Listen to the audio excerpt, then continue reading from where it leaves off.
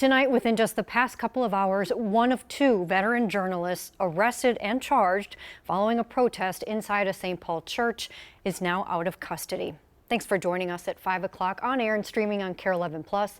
I'm Jennifer Hoff. And I'm Lauren Lemanchek. Local independent journalist Georgia Fort, journalist Don Lemon, and others are accused of conspiring to violate civil rights by interfering with worshipers earlier this month. Our Lou Raguse live at the Minneapolis Federal Courthouse right now with more on these key developments today. Lou?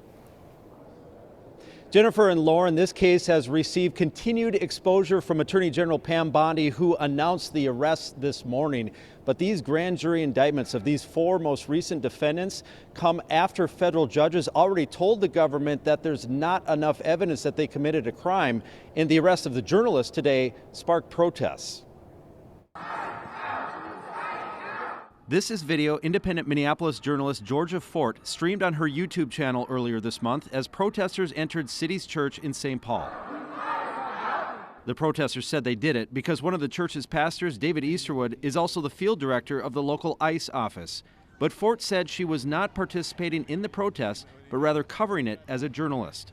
Regardless, she and national journalist Don Lemon face the same charges as the three protesters arrested last week and two additional protesters arrested today.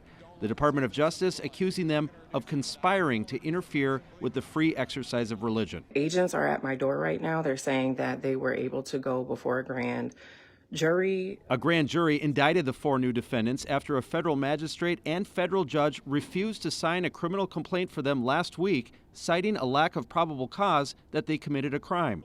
The arrest of the journalist sparked protests in Minneapolis throughout the day. Journalism is under attack. And after their initial court appearance, the judge ordered all the defendants to be released while their case is pending. Amplifying the truth, documenting what is happening in our community is not a crime. Yeah. And the questions that were asked a few weeks ago on a Sunday morning by concerned community members, those questions still need to be answered. And as a journalist, I am committed to continuing to follow the story until their questions are answered. Thank you. So just so people understand how the charges today came to be, the Department of Justice presented the case to a federal grand jury, and that's a panel of 25 Minnesota citizens. It just takes a simple majority of them to agree that there's enough evidence to file charges and the case can move forward from there.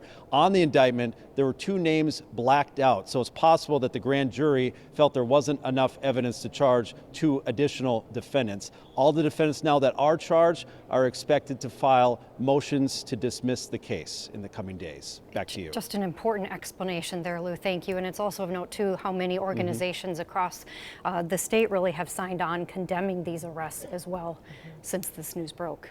Thanks, Lou.